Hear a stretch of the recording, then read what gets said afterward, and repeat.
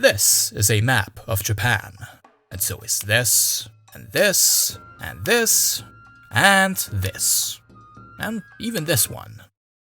Kinda. But let's take a few steps back and appreciate this one more time, because as ordinary as it might look, this map is unlike any of the others I just showed you. It is special. This map right here, it wasn't photographed from space. It wasn't drawn using centuries of accumulated cartographic knowledge. This map was earned. What you're looking at right here, ladies and gentlemen, is the first true map of modern Japan, stitched together from hundreds of measurements and sketches, the result of more than 17 years of relentless, meticulous work led and initiated by one very passionate man. Inō Tadataka. Between 1800 and 1818, he traveled the entire coastline of Edo-period Japan with one mission in mind: to finally capture the outline of his homeland Japan, the land of the rising sun, in all its glorious detail. And against all odds, he did it. But how? How do you even begin to measure an entire country in the year 1800 armed with nothing but rudimentary instruments, a tight budget, and presumably a very sturdy pair of sandals? Well, to kick things off, allow me to introduce to you the man behind the map. Born in 1745 along the shores of Kuchukuri, modern-day Chiba Prefecture, Inō Tadataka didn't exactly enjoy the easiest of childhoods. His father was an influential figure in their village. That was until Tadataka's mother passed away when he was just 6. Her death forced the family to leave her relatives behind, and with them went much of his father's status and support network. Then at 17, however, Tadataka sort of followed in his father's footsteps when he too married into an influential family, a merchant clan to be precise. The Inō family. Up until that moment, by the way, his name wasn't actually Inō Tadataka at all. He only got that name when he got married. I just really didn't want to juggle 3 different names for the same guy, you feel me? Anyway, Inō Tadataka was now, well, Inō Tadataka, and the Inō family that he had freshly gotten married into ran a number of businesses, including a sake brewery. That being said, things weren't going well for them at all. Their entire enterprise was slipping pretty fast. But luckily for them, bringing the young Tadataka into the family turned out to be an absolute stroke of genius, because as it turned out, the man was kind of brilliant. 2 things in particular had fascinated him since his childhood: staring up at the stars and mathematics. And while handling a mountain of different responsibilities, he used his talent for numbers to revive the family's business and help guide the entire village of Sawara, where the Inō clan lived, through some extremely rough patches. During a famine that could easily have turned disastrous, Tadataka used math to allocate resources and calculate rice rations with precision, something that likely saved more than a few lives. It's a perfect example of how in Japan in the mid-1700s, advanced mathematical knowledge was a rare and valuable skill, and one that set you apart from pretty much everyone else. But Inō Tadataka wasn't just the math guy. He was endlessly curious and gifted in all sorts of fields. Case in point, early in his time as Sawara's village head, he created a detailed map of the nearby Tone River to help with flood control and irrigation, again protecting livelihoods in the process. Now, mapping even a single river isn't as trivial as it may sound, yet he showed a natural talent for it long before he ever considered taking on a far greater challenge. And so, Inō Tadataka went on to live a busy, yet fulfilling life as Sawara's village leader. In his late 30s, the local Tsuda clan honored him with the right to bear a surname and carry a sword, recognition of his skill and service, and when he reached the ripe old age of 49, he finally retired. Remember that by late 1700 standards, reaching the age of 49 was already kind of miraculous. I mean, most people at that point might have chosen to relax, accept their fate, and wait for the Grim Reaper to do his thing, if he didn't do so already. But not this guy. Not Inō Tadataka. because instead of waiting for the end, he decided to start an entirely new chapter in life, one that would become the most extraordinary of them all. Using the wealth he'd built over 3 decades as head of the Inō family and Sawara's village chief, he moved to the capital, Edo, the city we now call Tokyo. It was a place filled not just with influential people, but with brilliant people. And few were as brilliant as a certain Takahashi Yoshitoki, the Tokugawa shogunate's chief astronomer, and Inō Tadataka's new teacher. For the following 5 years, Tadataka immersed himself in Takahashi's teachings, everything from Western-style arithmetic and physics to geography, astronomy, and land surveying. At long last, he got to learn a bit more about the skies that he'd been admiring since his childhood. One of many important skills he learned from his teacher, for example, was how to pinpoint your exact location anywhere on Earth simply by observing the stars. Something that, as you can imagine, would certainly come in handy a bit later on. Now, while building this mountain of knowledge, Tadataka essentially transformed his home into a private observatory filled with astronomical instruments. Now well into his 50s, he was more deeply invested in learning than most people ever get in their youth. And by the end of his studies under Takahashi, he had developed a spectacularly ambitious goal. Using his newfound skills in land surveying, math, geography, and astronomy to calculate not only the shape and size of Japan, but of the entire Earth. Ambitious doesn't even begin to cover it. Now, the very first step toward that grand calculation would be to determine the length of 1 degree of meridian arc. Which I'm going to be honest with you, I'm not nearly smart enough to understand what that is. But it doesn't really matter.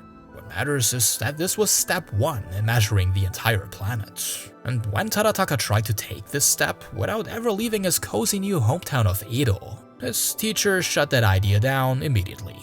You can't measure the Earth from your living room. You need distance. A lot of distance. The kind of distance you would get by walking all the way to... no, I don't know. Let's say the northernmost reaches of Ezo, or modern-day Hokkaido.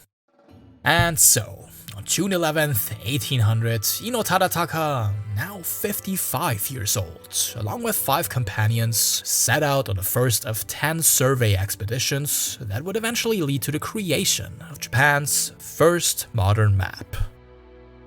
Now, keep in mind that mapping the entirety of Japan, that wasn't even a goal when that first journey began. The shogunate, the ruling government of Japan, certainly sanctioned the trip, allowed access into Ezo, and also gave Tadataka a modest stipend. But most of the cost of this particular trip came straight from his own pocket. This was a passion project through and through.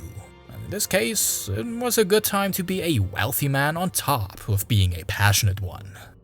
Or perhaps what Inō really spent his own money on here was more of a wise investment into the future. Because that first expedition into Ezo, it set everything else into motion.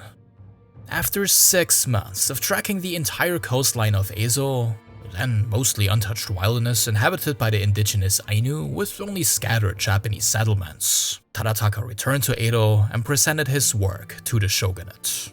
It was by far the most detailed map of the island that they had ever seen. They were stunned. Actually, I guess this would be a good time to talk about what Japanese maps actually looked like at the time, and why Tadataka's upcoming work was such a breakthrough. So, Japan did have maps before he arrived. I mean, of course they did. There were road maps, detailed city and domain maps, useful, practical tools. But the more you zoomed out, the less reliable they became. People did have a general idea of Japan's shape too. Some maps, like this one, they got surprisingly close, to be honest. But still, they were rough estimates. Proportions were often wrong, coastlines were too smooth, major bays were missing. And the shape of Ezo, still not part of Japan and barely known, was more of a vague guess than anything. And that is why Tadataka's work from 1800 onwards was so incredibly important and forward-thinking. While the Japanese knew roughly what their country looked like, he was the first to show them what it actually looked like. accurate enough that you could believe that the map was created from space. He aligned latitudes by observing the stars, corrected coastlines, measured distances and proportions properly, mapped peninsulas and bays with precision, all at a time when he had nothing but the most basic of instruments and 2 healthy legs. And remember, he started all of this when he was already 55 years old. It was only following the success of that first expedition into Edo that mapping the entirety of Japan became his new mission. His surveys were divided into 2 major phases, east and west, which were then divided into 10 expeditions, which culminated in 1816, 16 years after that first trek through Edo. The second expedition started in summer of 1801 and took him and his crew from just south of Edo to the northern tip of Honshu.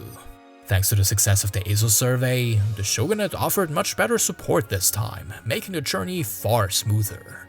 More expeditions then followed in 1802 and 1803, and in 1804, Tadataka presented his complete, highly detailed map of the entirety of eastern Japan to Shogun Tokugawa Ienari himself, laying the sheets across the floor in the reception hall of Edo Castle.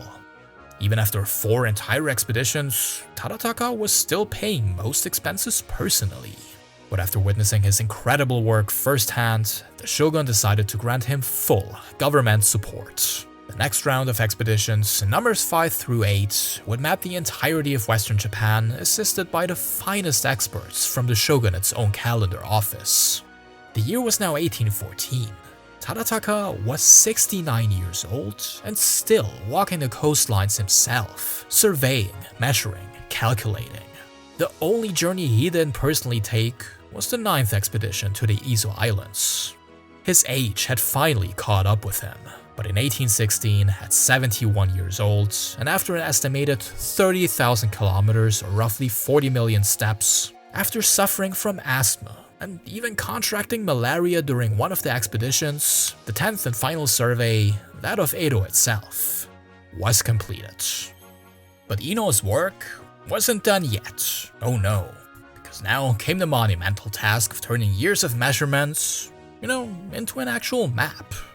Inō Tadataka worked like a madman to complete what was the most important project of his entire life.